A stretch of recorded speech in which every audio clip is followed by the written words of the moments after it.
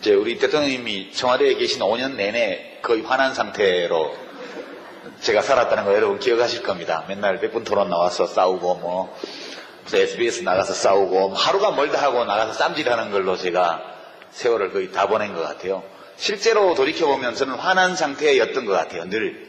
왜냐하면 너무 많은 부당한 공격이 일상적으로 가해졌기 때문에 또 대통령이 그렇게 부당한 공격을 당하고 있는데 그때 싸우는 게 내 일이다 이렇게 생각하고 저는 싸웠던 것 같아요. 정치 대통령 임기 끝나면 그만하면 되지 그렇게 생각하고 실제로 5년간 제가 정치를 했었는데 그럼에도 불구하고 수많은 일들이 있었지만 제일 분한 거 지금도 너무너무 분해요. 그게 저는 진짜 분해요. 이것은 공분이기도 하고 사적인 분노기도 한데요.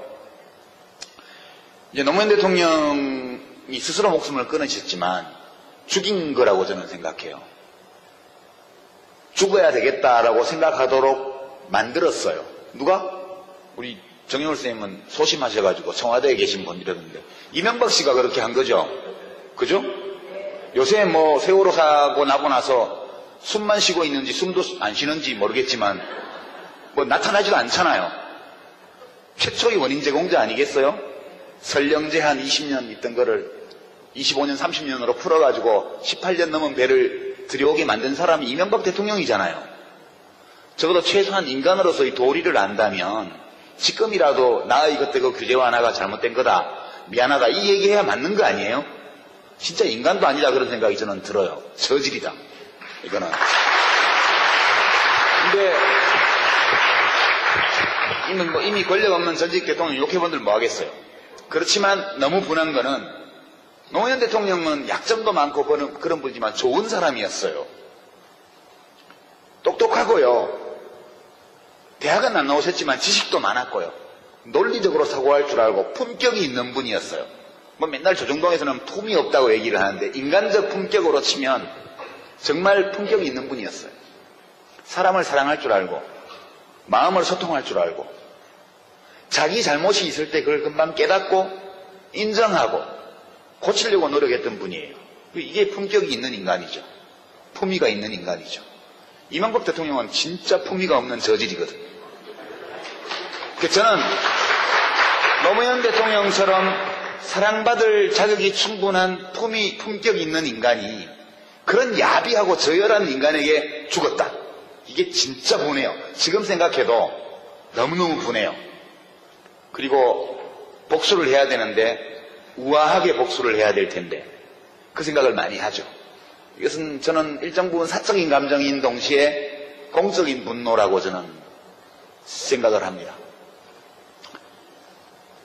너무 심한 말을 하면 현직 대통령한테는 또 시끄러워질지도 모르겠지만 박근혜 대통령은 저질은 아닌 것 같아요. 이명박 대통령처럼 저질은 아니에요. 그러나 좀 다른 글자가 들어가는 질 같아요. 여러분 마음대로 상상하십시오. 제가 그 세월호 사고가 날 때 진도에 있었거든요. 팽목항에서 자동차로 10분 거리에 있는 민박집에서 대한민국 현대사에 대한 글을 마무리하고 있었어요. 아침에 잠깐 민박집 아저씨가 저 앞에 배가 사고 났는데 애들은 다 구했다더라. 그렇게 얘기를 해서 그런 줄 알았어요. 점심 먹으러 나왔다가 애들이 다 죽었다는 것을 알게 됐죠. 그 다음날 진도에서 나왔는데요. 잠이 잘 안 오고 밥 먹다가 이렇게 목이 막 막히고 밤에 저 혼자 민박집에서 방문을 걸어 잠겨놓고 막 소리를 지르고 그렇게 되더라고요. 제가. 그래서 그 진도에 더 있으면 안 될 것 같아서 막 그 민박집에 사람도 아무도 없었는데 나밖에 없었는데 막 기자들이 밀려들고 난리예요. 그래서 이제 제가 그날 짐을 사서 나왔는데 박근혜 대통령이 진도체육관에 처음 갔을 때 눈물이 나와야 정상이에요. 그렇죠? 우리의 이 눈물샘이라는 거는 이거는 자율신경이에요. 내가 울어야 되겠다 이렇게 해서 울 수도 있지만 나의 의지와 상관없이 내 마음속에 슬픔이 차오르면 저절로 눈물샘이 자극되도록 우리가 설계되어 있잖아요. 어떻게 그 진도체육관에 와서 안 울 수가 있어요? 저는 그게 정말 이해가 안 되더라고요. 기자회견장에서는 눈물이 나는데 진도체육관에서 왜 안 나죠? 저는 이거는 아닌 것 같다. 우리 사회가 기본적으로 우리가 나눠야 될 것은 마음이잖아요. 대통령도 잘못할 수 있어요. 정부도 작동이 잘 안 될 수가 있습니다. 그죠? 오랫동안 7년간 7년차 집권해오는 동안에 옛날 참여정부, 국민의 정부 시절에는 받아먹더라도 눈치 봐가면서 받아먹고, 그죠? 받아먹더라도 할 일은 좀 하고 이러던 사람들이 이명박 대통령 취임 이후 지금 7년째 오면서 이제는 아무 일도 안 하고 받아먹고, 해야 될 일을 안 하고 받아먹고, 아예 아무 일도 안 하는 상황으로 와버렸잖아요. 부패가 없을 수는 없지만, 부패는 어디나 있지만 조심하고 경계하고 눈치 보면서 부패하는 것과 대놓고 하는 건 달라요. 저는 이 세월호 사건의 원인은 부정부패라고 생각해요. 정실 인사, 뇌물, 이게 다 돈이 오고 갔든 안 갔든 원칙과 상식에 어긋나는 반칙과 편법, 불법을 저지른 부패잖아요. 그래서 제가 지금도 화가 나는 거는 왜 우리 국민들은 마음으로 소통하는 사람들을 내버려 두고 저렇게 물질에 대한 욕망을 노골적으로 자극하고 타인의 고통에 마음으로 감응할 능력이 없고 왜 이런 사람을 좋아할까? 화가 나요. 예전에 정치할 때는 국민한테 화난다 이런 말 하면 바로 조중동에서 유아무개 드디어 국민 탓까지 이렇게 하기 때문에 제가 할 수 없었지만 이제 정치를 안 하잖아요. 저도 시민이에요. 저도 시민으로서 국민의 한 사람으로서 이제 말해요. 국민들한테도 화가 나요. 저는. 네. 진짜 교감할 줄 아는 수준 있는 인간이 그런 저질에게 죽음을 당하고 그리고 마음으로 교류할 수 없는 사람을 뭘 보고 뽑았는지 모르지만 대통령으로 뽑고 지금도 아이고 대통령 얼굴 상한 거 봐라 얼굴 까칠하다 이러면서 나가서 꼭 1번 찍어야지 이런 분들에게 화가 나요. 저는 이제는 화낼 겁니다. 제가 정치를 다시 하면요 안 돼요. 세일즈맨은 고객이 왕이잖아요. 직업 정치는 세일즈하고 거의 비슷합니다. 무조건 수요자에게 맞춰야 돼요. 내가 제품에 하자가 있는 걸 알아도 경쟁사의 제품에 하자가 있고 내 제품에 하자가 있는 걸 알아도 말할 수 없어요. 그 고객이 불합리한 구매 행위를 해도 나는 팔아야 돼요. 근데 이거 이건 전혀 성격이 다른 일인 것 같아요. 저는 고객들을 앞으로도 상대하는데요. 제 물건 팔려고 상대하는 게 아니고 물건 똑바로 사라고 이야기하는 그런 일을 하고 싶어요. 저보고 돌아오라고 하지 마시고. 네, 질문지들을 좀 주셨는데요. 그 중에 한 3분 정도가 거의 똑같은 질문을 주셔서 이건 해소가 됐습니다. 다시 정치 안 하시나요? 이 질문. 네. 실제로 노 대통령께서 돌아가시기 얼마 전에 제가 마지막 뵈었을 때 4월 20일인데요. 4월 19일 날, 물론 그 뒤에 이제 검찰에 가시던 날도 뵈었고 그러긴 했습니다만 4월 19일 날 이제 저를 버리셔야 됩니다. 이 글을 홈페이지에 올리신 걸 보고 제가 그 다음날 아침에 무작정 차를 타고 이제 엄청 사진이 많이 찍힌 날입니다. 그날. 그날 가서 제가 갔더니 그 시계 얘기를 하시더라고요. 그 시계가 말이야 그러시기에 대통령 저 뭐 그런 얘기 들으러 온 거 아니고요. 옛날에 즐거웠던 이야기들 좀 하려고 왔습니다. 그래서 여사님 모시고 셋이서 이제 밥 먹고 차 마시면서 옛날 얘기를 하면서 좀 한 2시간, 3시간 정도 좀 즐거운 시간을 보냈어요. 그때 경호 맡은 그 책임자분 말씀으로는 며칠 만에 처음 웃으셨다고 그러더라고요. 그래서 제가 나와서 이제 한명숙 총리하고 이해찬 총리한테 전화드려가지고 전화하면 오지 말라고 막 그러시는데 화를 내시는 막 오지 말라고 절대 오지 말라고 막 얼굴 끄실린다 이러시면서 이제 기자들 있고 하니까 오지 말라고 그러시는데 가니까 되게 좋아하십디다.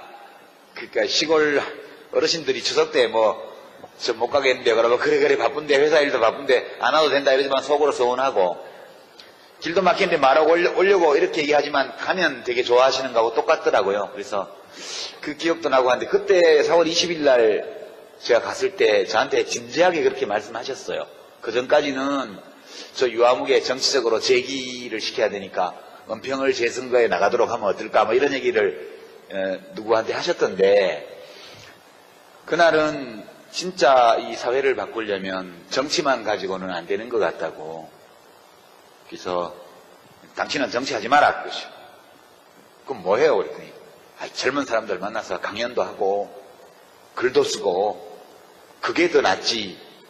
정치는 누가 합니까? 했더니 정치는 정치밖에 못하는 사람들이 하면 되지. 저한테 그러셨어요. 그래서 저는 그날은 그냥 하신 말씀이 아니고 정말 진지하게 저한테 말씀을 하셨는데 그 뒤에 저는 정치를 하려고 그랬죠 또. 예. 근데 잘 안 되더라고요. 역시 대통령님 판단이 말 들을 걸 괜히 했다 제가 그 생각했고요. 제가 최근에 어디 책을 읽다가 본 규절인데요. 선생님 착한 사람하고 나쁜 사람이 싸우면 누가 이겨요? 그렇게 질문을 하니까 답이 힘센 놈이 이기지. 예, 착한 놈하고 나쁜 놈하고 싸우면 누가 이기냐? 힘센 놈이 이겨요. 착하든 나쁘든. 근데 노래통령께서 이제 봉화마을 사시면서 마지막에 남기신 말씀들이나 글들이 나중에 진보의 미래라는 책으로 이제 나왔죠. 거기 보면 그 버스 이야기가 나오죠. 이제 부산에서 진영 가는 버스인데 중간에 어디 섰어요. 버스가 복잡해요. 그러니까 이제 사람들이 야 운전사 양반 그만 태워서 비잡다 이제 경상도 말로 비잡다 그만 태워서 이러면 이거 보수예요.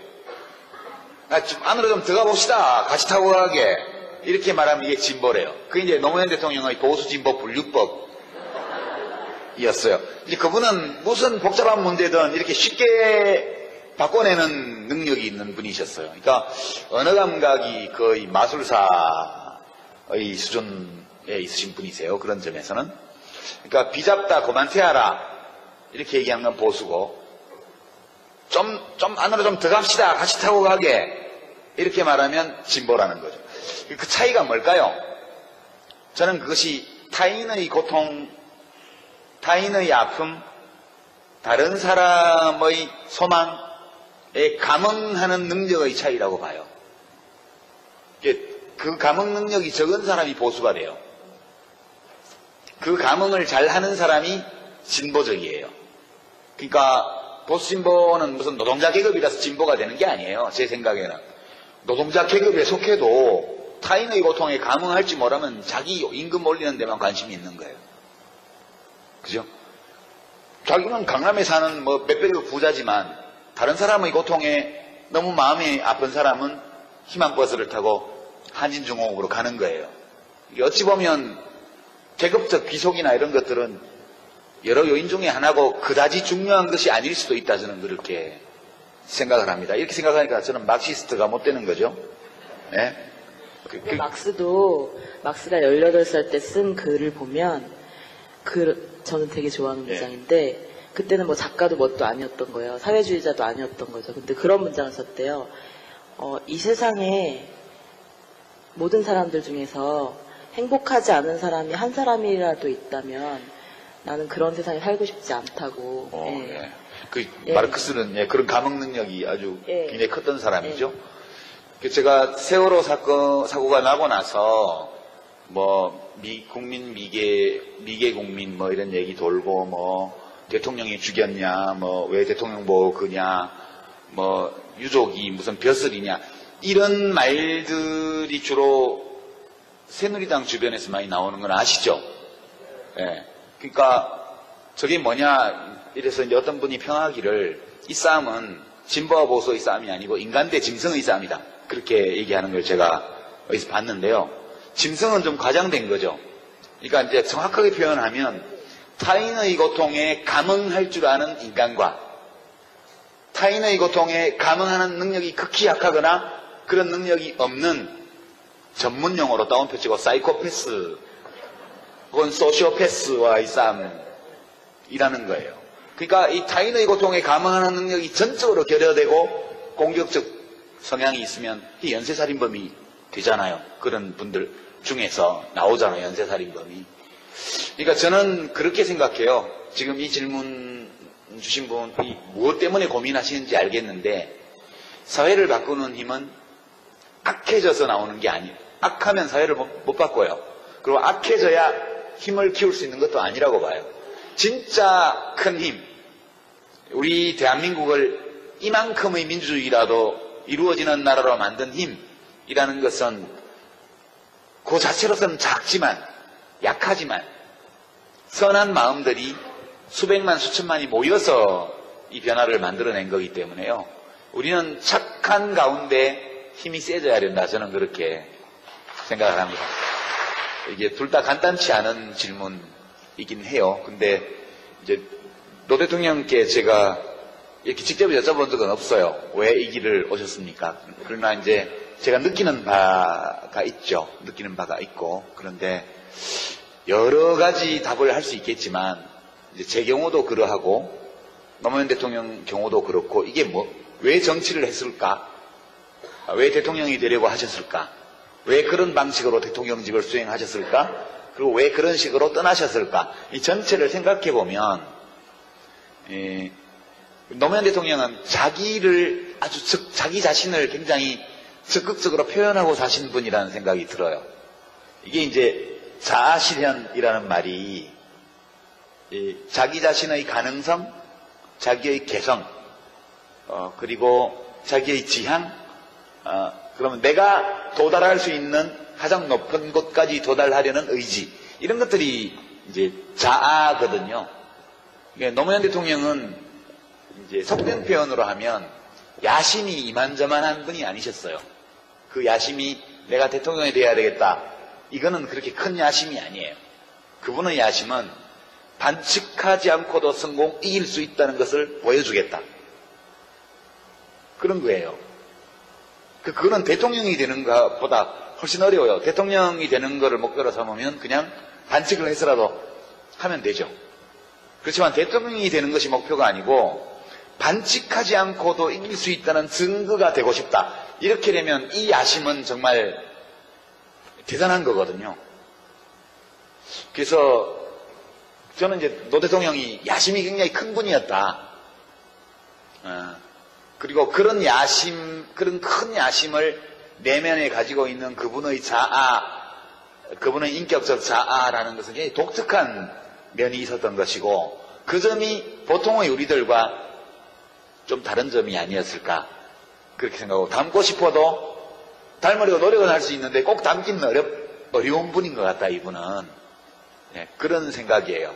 그리고 이 목표는 사실 꼭 대통령이 됨으로써만 이룰 수 있는 것은 아니고, 우리가 일하고 있는 모든 공간에서 정직하게 반칙하지 않고 살아도 성공할 수 있다는 걸 보여줄 수 있는 방법은 참 다양하게 많은 것 같아요. 그래서 저는 우리가 대통령과 비슷한 야망을 품어도 되지 않나? 그런 생각도 한편으로 하고요. 제가 정치를 한 거는 사실은 이제 저는 경상도 출신이고 서울대를 나왔고, 그런데 그게 다 싫어요, 문화적으로. 옛날에 프랑스 대혁명기 미국 독립전쟁 때 라파에트라는 프랑스 귀족이 있었는데, 그 사람은 미국까지 배 타고 건너와가지고 독립전쟁 하는데 미국 편을 들고 그랬죠. 근데 라파에트가 왜 미국 독립전쟁에 가담했을까? 이제 이거에 대해서 여러 가지 분석이 있는데, 어떤 학자가 분석하기로는 그 당시 유행하던 춤을 출 줄 몰라서, 그러니까 귀부인들이 살롱에 왔다 갔다 하면서 노는 게 체질에 안 맞아서 이제 전쟁터로 갔다는 거죠. 그런 면이 좀 있는 것 같아요. 저는 사실 너무 화가 나서 그때 정치를 했고요. 솔직히 노무현 후보 시절에 그렇게 사람들이 가볍게 여기고 업신여기고 이렇게 하는 걸 보면서 진짜 분통이 터져가지고 했고요. 저는 그분을 꽤 오랫동안 알아왔지만, 제가 서울대를 비롯한 이른바 명문대 운동권에서 직접 겪어보았던 그 어떤 분들보다 뛰어난 분이셨어요. 저는 능력 있는 사람을 좋아해요. 제가 사실 특성이 똑똑한 사람 좋아하고요. 능력이 있는 사람을 좋아하고 의지가 강한 사람 좋아하고 걸출한 어떤 사람을 흠모하는 경향이 저한테 있어요.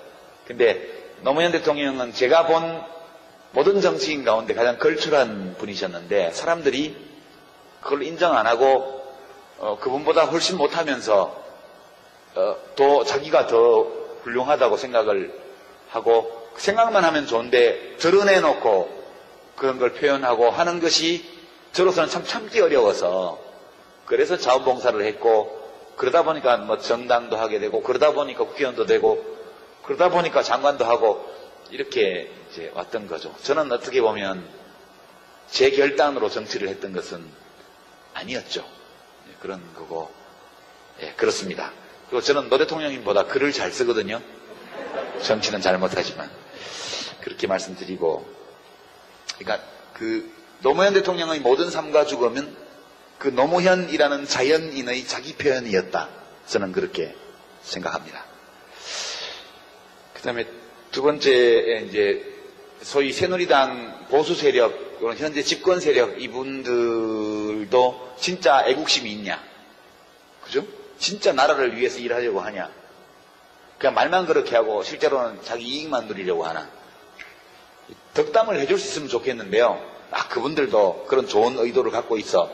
이렇게 말씀해 드릴 수 있으면 참 좋겠는데, 제가 겪어본 바로는 도저히 양심상 그렇게 말 못하겠습니다. 옛날 정치할 때 같으면 그렇게 말할 거예요. 저도 점수를 따야 되기 때문에. 근데 솔직히 제가 국회 안에서 안팎에서 겪어본 걸로는 악한 점이 있어요. 악한 점이. 근데 이 악한 점이 원래부터 타고난 어떤 사악함을 내면에 갖고 있다기보다는 그냥 생각이 없는 거예요. 이게 한나 아렌트가 이야기한 악의 평범성 또는 비속성이라는 건데요. 그 세월호 희생자의 유가족 입장에 서보지 않기 때문에 미개국민 발언이 나오는 거거든요. 그러니까 악의 평범성이라는 것은 그 바날러티라고 영어로서는 그게 우리는 평범성으로 해석을 하는데 제 판단에는 비속성이라고 말하는 게 더 표현하는 게 맞는 것 같아요. 그러니까 내가 저 사람 입장에서 생각을 안 해보는 거예요. 그게 한나 아렌트가 예루살렘의 아이히만이라고 하는 책에 쓴 개념인데요. 그 사람이 나치의 학살 명령을 그대로 집행한 책임자, 수용소 책임자인데 뭐라고 주장했냐면 나는 그냥 국가의 명령에 따라서 애국심에서 지시대로 나의 직분에 따라서 내가 할 일을 했다. 그렇게만 주장하죠. 그건 정직한 태도고 그럴 수도 있어요. 그러나 역지사지를 전혀 안 해본 거죠. 그러니까 이 생각 없음을 한나 아렌트는 악이라고 그랬거든요. 제가 이제 새누리당이나 최근 이 세월호 사태를 둘러싸고 온갖 이해할 수 없는 말들을 내뱉는 사람들을 볼 때 그분들이 마음속에서 어떤 절대 악을 갖고 있기 때문이 아니고 이 생각 없음이라는 이 악의 비속성, 이 무엇인지를 제일 잘 보여주고 있다고 저는 보는 거예요. 생각하지 않으면 악에 빠지게 돼요. 생각하지 않으면 악에 물들게 돼요. 생각이 없으면 악을 저지르게 돼요. 악에 가담하게 돼요. 악이라는 것은 특별한 무엇으로 존재한다기보다는 우리들 각자의 내면에도 일정 부분 있을 수밖에 없는 어떤 요소다. 저는 그렇게 생각합니다. 바꿔내는 능력이 있는 분이셨어요. 그러니까 언어 감각이 거의 마술사의 수준에 있으신 분이세요. 그런 점에서는. 그러니까 비잡다 그만 태하라 이렇게 얘기하는 건 보수고 좀 안으로 좀 들어갑시다. 같이 타고 가게. 이렇게 말하면 진보라는 거죠. 그 차이가 뭘까요? 저는 그것이 타인의 고통, 타인의 아픔, 다른 사람의 소망에 감응하는 능력의 차이라고 봐요. 그 감응 능력이 적은 사람이 보수가 돼요. 그 감응을 잘 하는 사람이 진보적이에요. 그러니까 보수 진보는 무슨 노동자 계급이라서 진보가 되는 게 아니에요. 제 생각에는. 노동자 계급에 속해도 타인의 고통에 감응할지 모르면 자기 임금 올리는 데만 관심이 있는 거예요. 그죠? 자기는 강남에 사는 뭐 몇백억 부자지만 다른 사람의 고통에 너무 마음이 아픈 사람은 희망버스를 타고 한진중공업으로 가는 거예요. 이게 어찌 보면 계급적 귀속이나 이런 것들은 여러 요인 중에 하나고 그다지 중요한 것이 아닐 수도 있다, 저는 그렇게 생각을 합니다. 이렇게 생각하니까 저는 막시스트가 못 되는 거죠. 예? 근데 막스가 18살 때 쓴 글을 보면 저는 되게 좋아하는 예. 문장인데 그때는 뭐 작가도 뭣도 아니었던 거예요. 사회주의자도 아니었던 거죠. 근데 그런 문장을 썼대요. 이 세상에 모든 사람들 중에서 행복하지 않은 사람이 한 사람이라도 있다면 나는 그런 세상에 살고 싶지 않다고. 예. 예. 그 예. 마르크스는 그런 감흥 능력이 아주 예. 굉장히 컸던 사람이죠. 제가 세월호 사고가 나고 나서 뭐 국민 미개 국민 뭐 이런 얘기 돌고 뭐 대통령이 죽였냐 뭐 왜 대통령 보고 그냐 뭐 유족이 무슨 벼슬이냐 이런 말들이 주로 새누리당 주변에서 많이 나오는 건 아시죠? 예. 그러니까 저게 뭐냐 이래서 이제 어떤 분이 평하기를 이 싸움은 진보와 보수의 싸움이 아니고 인간 대 짐승의 싸움이다. 그렇게 얘기하는 걸 제가 어디서 봤는데요. 짐승은 좀 과장된 거죠. 그러니까 이제 정확하게 표현하면 타인의 고통에 감응할 줄 아는 인간과 타인의 고통에 감응하는 능력이 극히 약하거나 그런 능력이 없는 전문 용어로 따옴표 치고 사이코패스 혹은 소시오패스와의 싸움이라는 거예요. 그러니까 이 타인의 고통에 감응하는 능력이 전적으로 결여되고 공격적 성향이 있으면 연쇄살인범이 되잖아요. 그런 분들 중에서 나오잖아요. 연쇄살인범이. 그러니까 저는 그렇게 생각해요. 지금 이 질문 주신 분이 무엇 때문에 고민하시는지 알겠는데 사회를 바꾸는 힘은 악해져서 나오는 게 아니에요. 악하면 사회를 못 바꿔요. 그리고 악해져야 힘을 키울 수 있는 것도 아니라고 봐요. 진짜 큰 힘, 우리 대한민국을 이만큼의 민주주의라도 이루어지는 나라로 만든 힘이라는 것은 그 자체로서는 작지만 약하지만 선한 마음들이 수백만 수천만이 모여서 이 변화를 만들어낸 거기 때문에요. 우리는 착한 가운데 힘이 세져야 된다. 저는 그렇게 생각을 합니다. 이게 둘 다 간단치 않은 질문이긴 해요. 근데 이제 노 대통령께 제가 이렇게 직접 여쭤본 적은 없어요. 왜 이 길을 오셨습니까? 그러나 이제 제가 느끼는 바가 있죠. 느끼는 바가 있고. 그런데 여러 가지 답을 할 수 있겠지만 이제 제 경우도 그러하고 노무현 대통령 경우도 그렇고 이게 왜 정치를 했을까? 왜 대통령이 되려고 하셨을까? 왜 그런 막히고 밤에 저 혼자 민박집에서 방문을 걸어 잠겨놓고 막 소리를 지르고 그렇게 되더라고요, 제가. 그래서 그 진도에 더 있으면 안 될 것 같아서 막 그 민박집에 사람도 아무도 없었는데 나밖에 없었는데 막 기자들이 밀려들고 난리예요. 그래서 이제 제가 그날 짐을 사서 나왔는데 박근혜 대통령이 진도체육관에 처음 갔을 때 눈물이 나와야 정상이에요. 그렇죠? 우리의 이 눈물샘이라는 거는 이거는 자율신경이에요. 내가 울어야 되겠다 이렇게 해서 울 수도 있지만 나의 의지와 상관없이 내 마음속에 슬픔이 차오르면 저절로 눈물샘이 자극되도록 우리가 설계되어 있잖아요. 어떻게 그 진도체육관에 와서 안 울 수가 있어요? 저는 그게 정말 이해가 안 되더라고요. 기자회견장에서는 눈물이 나는데 진도체육관에서 왜 안 나죠? 저는 이거는 아닌 것 같다. 우리 사회가 기본적으로 우리가 나눠야 될 것은 마음이잖아요. 대통령도 잘못할 수 있어요. 정부도 작동이 잘 안 될 수가 있습니다. 그죠? 오랫동안 7년차 집권해오는 동안에 옛날 참여정부, 국민의 정부 시절에는 받아먹더라도 눈치 봐가면서 받아먹고, 그죠? 받아먹더라도 할 일은 좀 하고 이러던 사람들이 이명박 대통령 취임 이후 지금 7년째 오면서 이제는 아무 일도 안 하고 받아먹고 해야 될 일을 안 하고 받아먹고 아예 아무 일도 안 하는 상황으로 와버렸잖아요. 부패가 없을 수는 없지만 부패는 어디나 있지만 조심하고 경계하고 눈치 보면서 부패하는 것과 대놓고 하는 건 달라요. 저는 이 세월호 사건의 원인은 부정부패라고 생각해요. 정실 인사, 뇌물 이게 다 돈이 오고 갔든 안 갔든 원칙과 상식에 어긋나는 반칙과 편법, 불법을 저지른 부패잖아요. 그래서 제가 지금도 화가 나는 거는 왜 우리 국민들은 마음으로 소통하는 사람들을 내버려 두고 저렇게 물질에 대한 욕망을 노골적으로 자극하고 타인의 고통에 마음으로 감응할 능력이 없고 왜 이런 사람을 좋아할까? 화가 나요.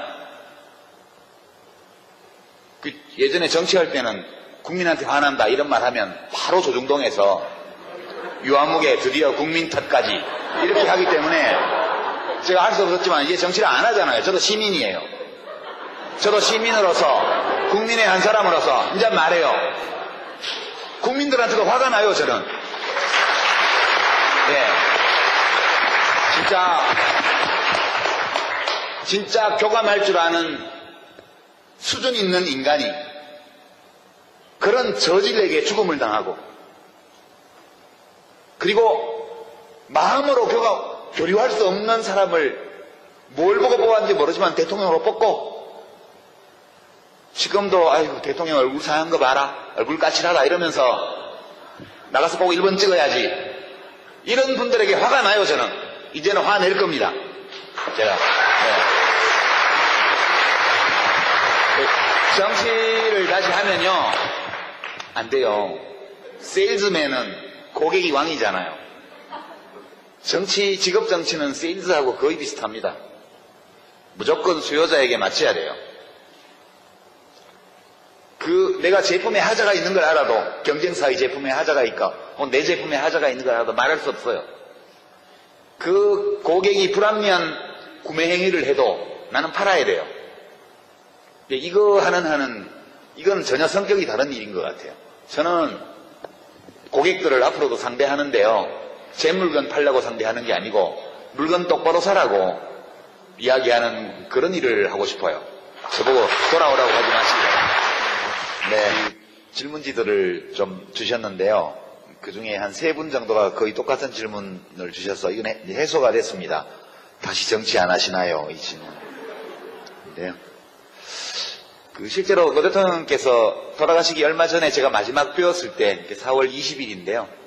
4월 19일 날, 물론 그 뒤에 이제 검찰에 가시던 날도 뵈었고 그러긴 했습니다만 4월 19일 날 이제 저를 버리셔야 됩니다. 이 글을 홈페이지에 올리신 걸 보고 제가 그 다음날 아침에 무작정 차를 타고 이제 엄청 사진이 많이 찍힌 날입니다. 그날. 그날 가서 제가 갔더니 그 시계 얘기를 하시더라고요. 그 시계가 말이야 그러시기에 대통령 저 뭐 그런 얘기 들으러 온 거 아니고요. 옛날에 즐거웠던 이야기들 좀 하려고 왔습니다.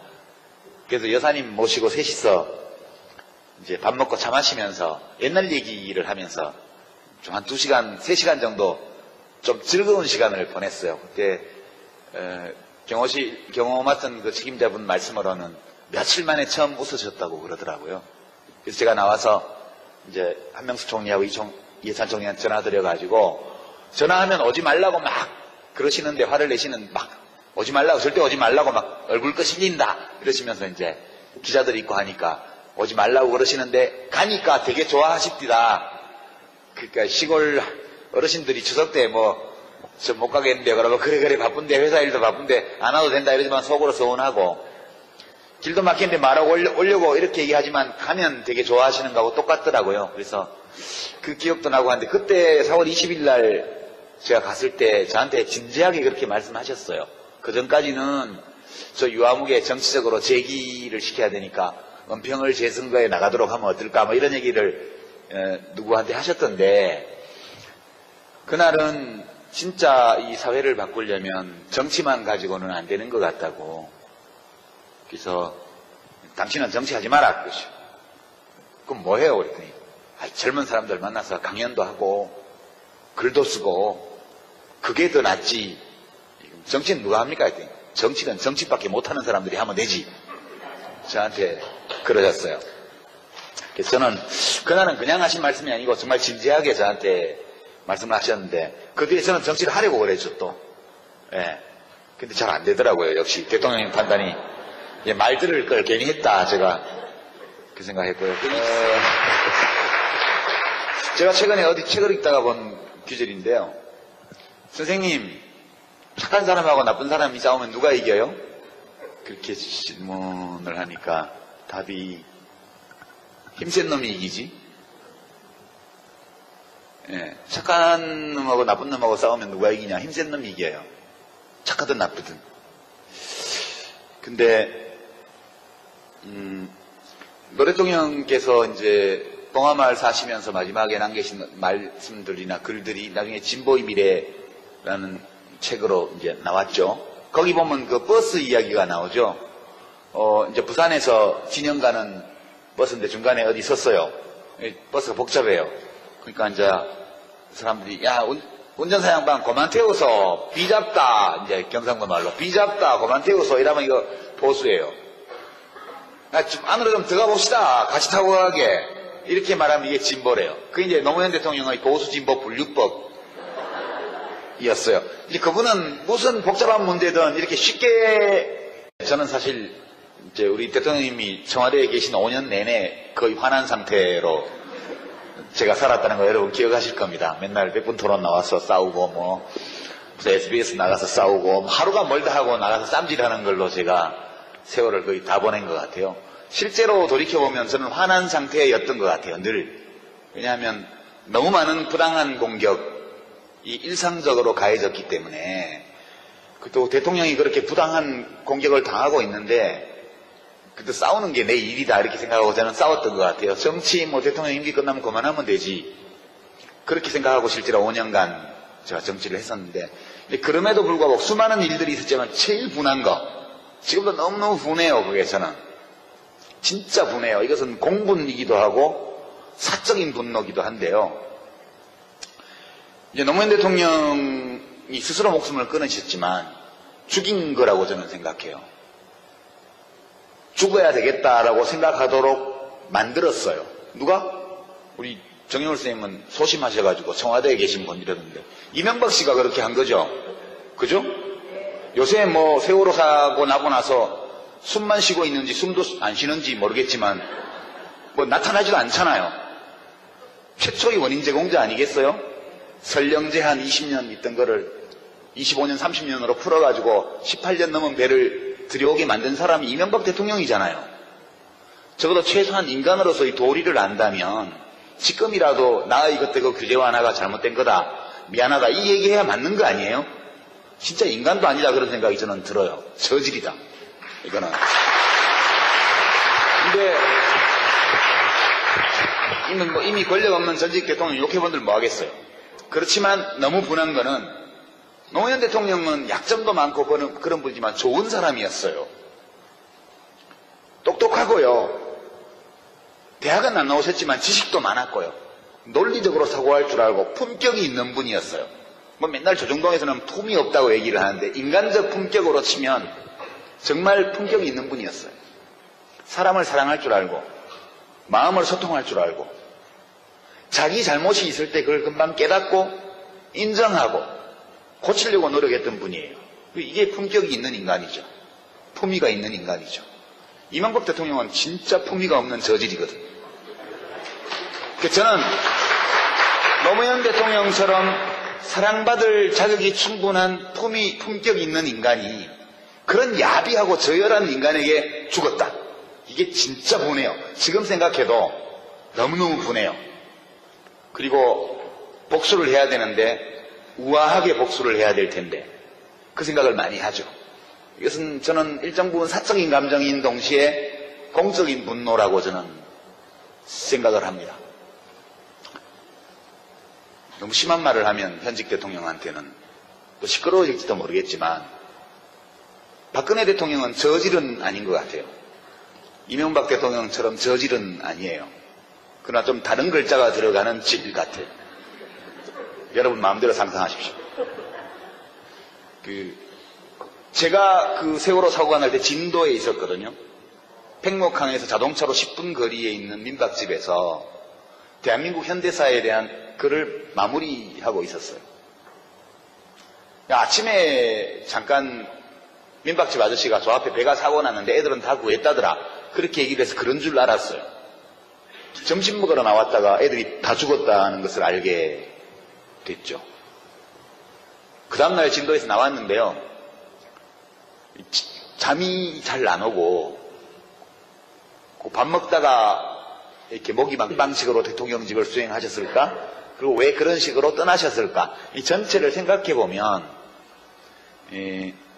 노무현 대통령은 자기 자신을 굉장히 적극적으로 표현하고 사신 분이라는 생각이 들어요.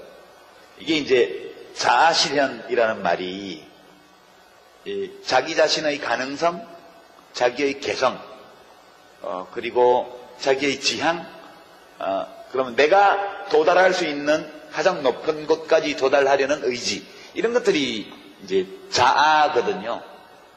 노무현 대통령은 이제 속된 표현으로 하면 야심이 이만저만한 분이 아니셨어요. 그 야심이 내가 대통령이 돼야 되겠다, 이거는 그렇게 큰 야심이 아니에요. 그분의 야심은 반칙하지 않고도 이길 수 있다는 것을 보여주겠다, 그런 거예요. 그거는 대통령이 되는 것보다 훨씬 어려워요. 대통령이 되는 것을 목표로 삼으면 그냥 반칙을 해서라도 하면 되죠. 그렇지만 대통령이 되는 것이 목표가 아니고 반칙하지 않고도 이길 수 있다는 증거가 되고 싶다, 이렇게 되면 이 야심은 정말 대단한 거거든요. 그래서 저는 이제 노 대통령이 야심이 굉장히 큰 분이었다.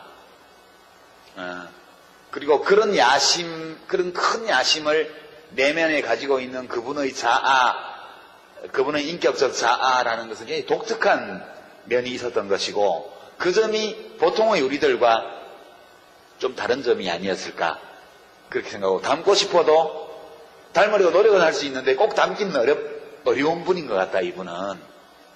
그런 생각이에요. 그리고 이 목표는 사실 꼭 대통령이 됨으로써만 이룰 수 있는 것은 아니고, 우리가 일하고 있는 모든 공간에서 정직하게 반칙하지 않고 살아도 성공할 수 있다는 걸 보여줄 수 있는 방법은 참 다양하게 많은 것 같아요. 그래서 저는 우리가 대통령과 비슷한 야망을 품어도 되지 않나? 그런 생각도 한편으로 하고요. 제가 정치를 한 거는 사실은 이제 저는 경상도 출신이고 서울대를 나왔고, 그런데 그게 다 싫어요, 문화적으로. 옛날에 프랑스 대혁명기 미국 독립전쟁 때 라파에트라는 프랑스 귀족이 있었는데, 그 사람은 미국까지 배 타고 건너와가지고 독립전쟁 하는데 미국 편을 들고 그랬죠. 근데 라파에트가 왜 미국 독립전쟁에 가담했을까? 이제 이거에 대해서 여러 가지 분석이 있는데, 어떤 학자가 분석하기로는 그 당시 유행하던 춤을 출 줄 몰라서, 그러니까 피부인들이 살롱에 왔다 갔다 하면서 노는 게 체질에 안 맞아서 이제 전쟁터로 갔다는 거죠. 그런 면이 좀 있는 것 같아요. 저는 사실 너무 화가 나서 그때 정치를 했고요. 솔직히 노무현 후보 시절에 그렇게 사람들이 가볍게 여기고 업신여기고 이렇게 하는 걸 보면서 진짜 분통이 터져가지고 했고요. 저는 그분을 꽤 오랫동안 알아왔지만, 제가 서울대를 비롯한 이른바 명문대 운동권에서 직접 겪어보았던 그 어떤 분들보다 뛰어난 분이셨어요. 저는 능력 있는 사람을 좋아해요. 제가 사실 특성이 똑똑한 사람 좋아하고요, 능력이 있는 사람을 좋아하고, 의지가 강한 사람 좋아하고, 걸출한 어떤 사람을 흠모하는 경향이 저한테 있어요.